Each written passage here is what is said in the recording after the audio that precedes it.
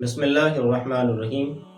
ایک مرتبہ حضور نبی رحمت علیہ السلام نے حضرت جبریل علیہ السلام سے پوچھا کہ اے جبریل، اس کائنات کے بارے میں کیا جانتے ہو؟ تو جبریل علیہ السلام نے عرض کی کہ یا رسول اللہ صلی اللہ تعالیٰ علیہ وسلم، اس کائنات کے اندر اللہ تبارک و تعالیٰ نے جتنا بھی پانی عطا فرمایا ہے، میں پانی کے ہر ایک قطرے سے واقف ہوں۔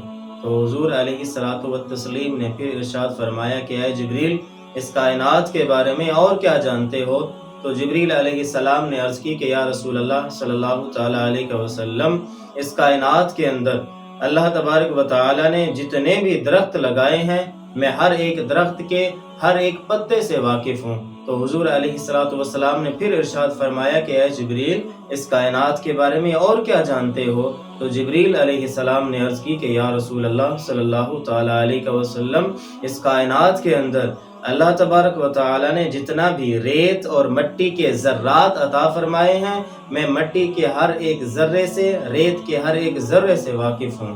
تو حضور علیہ السلام نے فرمایا کہ جبریل، اس کائنات کے بارے میں کیا نہیں جانتے؟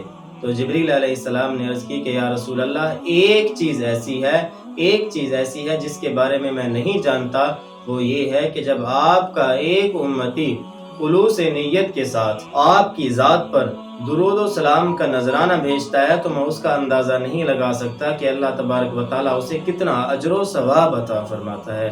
تبھی تو اللہ تبارک و تعالیٰ نے قرآن کریم فرقان حمید کے اندر ارشاد فرمایا، ان اللہ و ملائکتہ یصلون علی النبی، اللہ اور اس کے فرشتے حضور پر درود و سلام بھیجتے ہیں۔ یا ایھا الذین آمنوا صلوا علیہ وسلموا تسلیما، کہ ایمان والو تم بھی حضور علیہ السلام پر درود و سلام بھیجا کرو۔